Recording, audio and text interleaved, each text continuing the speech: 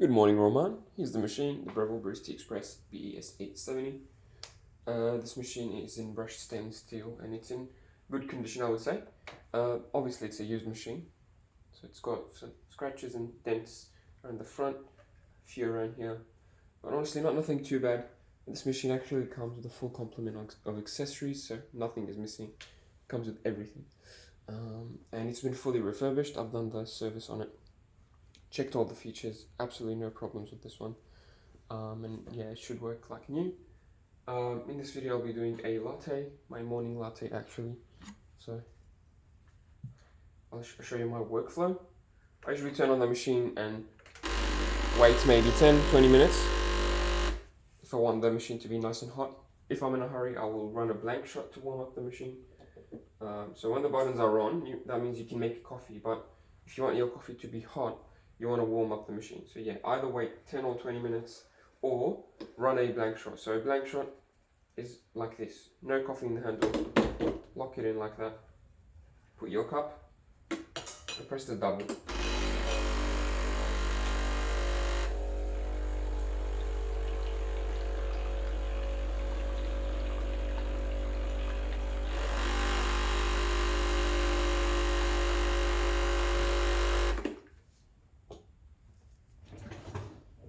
So you can do that once or twice.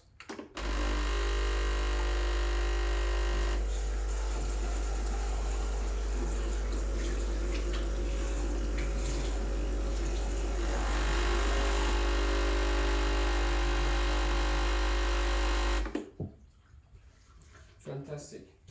Now the machine should be very hot. My cup also very hot, and this will give us a really good cup of coffee.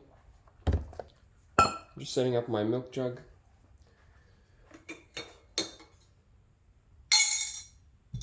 So yeah, after that you want to empty the portafilter, grab a tissue and dry it. So you want it to be dry before grinding, otherwise the coffee the coffee grounds will clump up. It won't be consistent.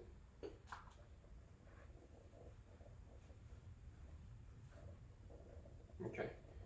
This is a double basket, so it takes about 18 grams of coffee,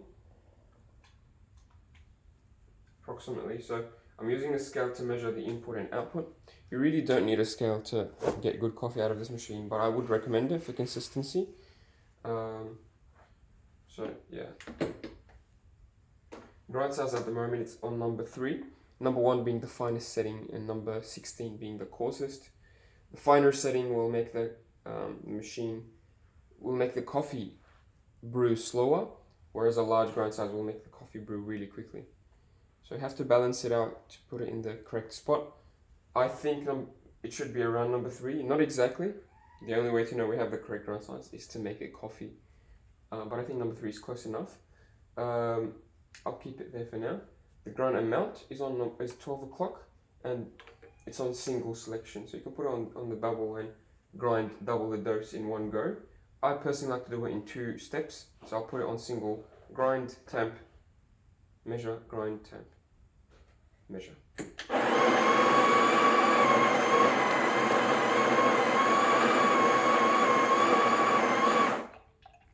That's my first dose. Let's see what we got.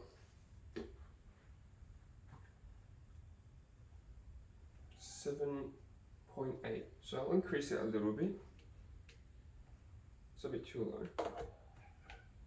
I'm going to top it up now. So to top it up, you can just hold the button.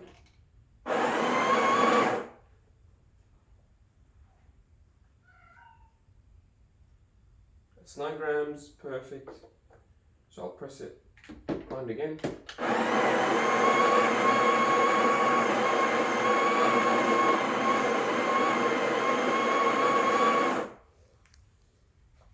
Excellent. That's my second dose. Let's see what we got.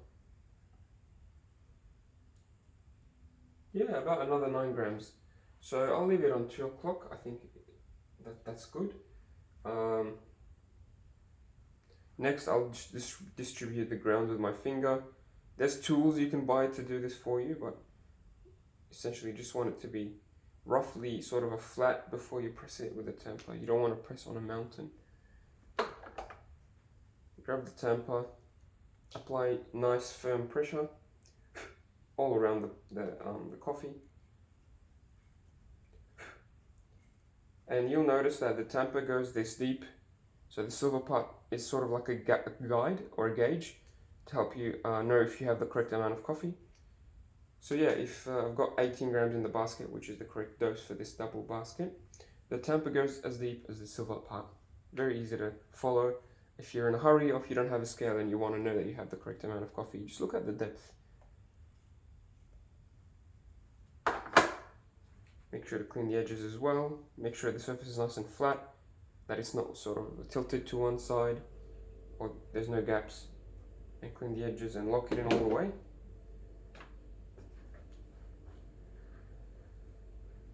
You also have a hot water tap here. So you can use this for long black coffee, tea bags, etc. I personally like to use it to dissolve the sugar that I add to my coffee.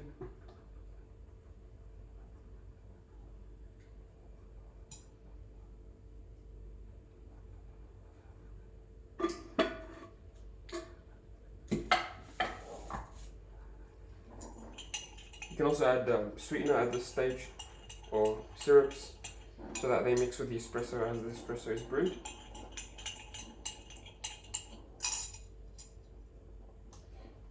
Yeah, so now let's make the coffee.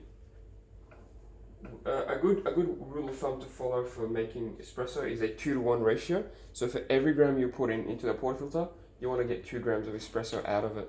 So we put in 18 grams, we want to aim for 36 grams output into the cup. We want that to happen in around 20 to 30 seconds. If that doubling happens in less than 20 seconds, I would say that's too quick. And if it happens and it takes longer, if it takes longer than 30 seconds, then I would call that way too slow. So it has to be in that perfect range, let's say 25 seconds, for it to be sort of close enough.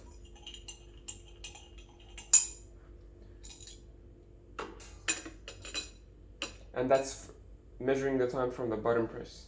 So again, I've reset my scale to measure the output. I'm also going to time it for you, and I'm also going to reprogram the button.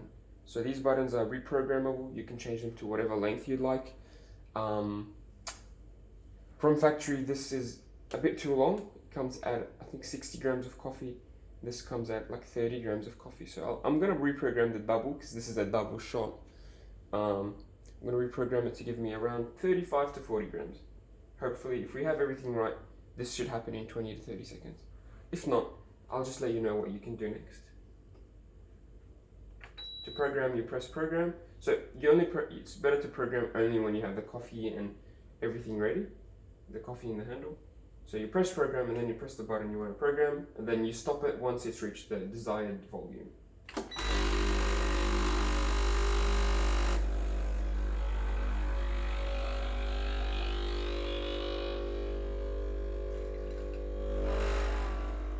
It's looking like a good shot. We've got around 1 o'clock pressure.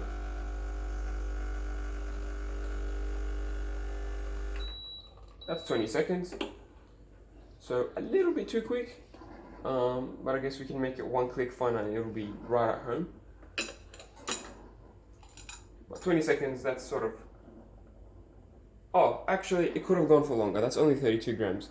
So I could have let it go for maybe another 3 seconds, and it would have given me 36 grams of coffee. So yeah, I think the machine is in the right settings at the moment. Don't worry about what I said. It's not really too quick. Pressure was nice and steady at 12 o'clock. Flow was nice and smooth, symmetrically, and we had some good crema. And yeah, that's 32 grams of espresso. Again, if I let it go for 23 seconds, 25 seconds, it would have given me closer to 36 grams of coffee. Perfect, yeah, I'm happy with that shot. You want to mix up the crema if you're having the espresso straight away.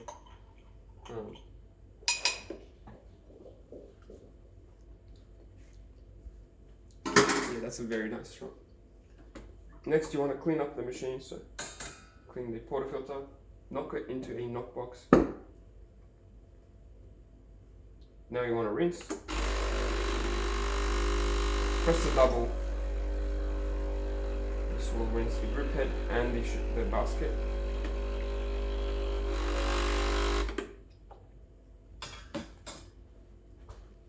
And yeah, it's also recommended to grab a tissue or a towel, wipe things dry, especially the group head seal.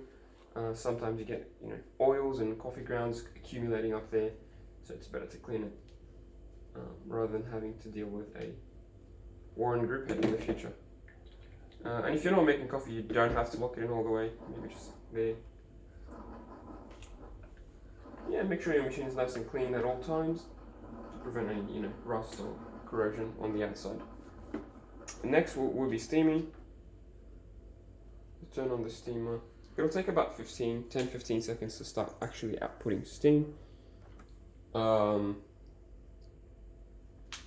Yeah, fill your jug about halfway with cold full cream milk, or actually cold milk, whatever milk you choose to have that day. And you need to practice the technique if you don't know how to steam milk. Turn it off. Turn it back on. Keep the milk spinning in a circle. Keep the tip close to the edge of the jug, and keep the tip close to the surface of the milk, so that as it spins the milk, it incorporates there and makes it creamy. You want to hear this sound? It sounds like tearing a piece of paper.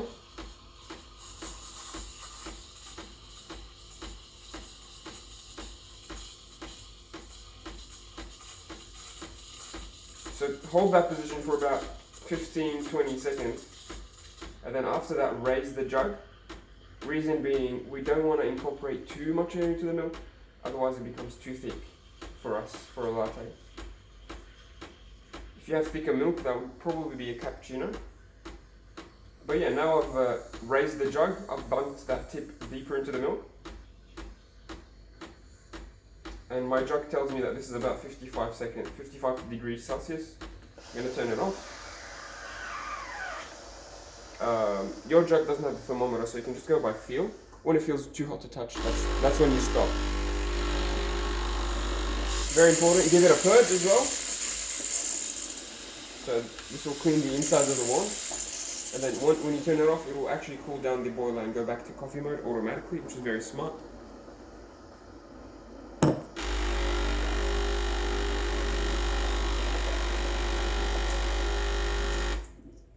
Also, it's important to grab a wet towel, wipe the wand straight away. It gets really hot on the metal there, so the milk will actually bake onto it and stick like a coat of paint, I guess. And it will be really hard to remove if you don't clean it straight away. So yeah, make sure you wipe it nice and clean. Give it the purge, like I said.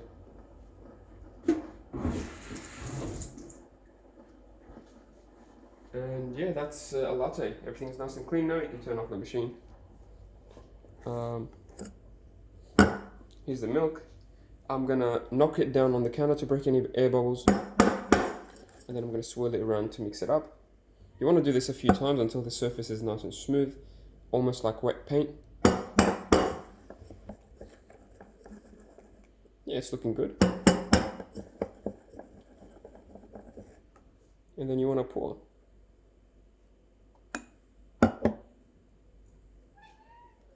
That's my cat begging for some milk.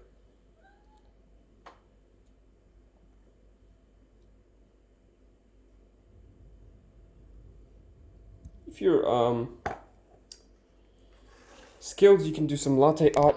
I don't usually aim for latte art because I'm not very artistic, but yeah, sometimes I can get like a heart pattern or whatever that is.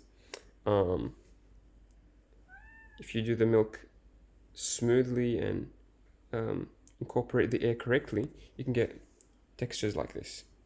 If you do the milk too frothy, it will be sort of like a blob, almost like a cappuccino, thick foam. But yeah, with the good technique, you can do latte art very easily. I'm sure you can do better latte art. And yeah, I'm hoping you enjoy the machine. Thanks for watching. Please don't hesitate in asking any questions, and I'll see you soon. Cheers.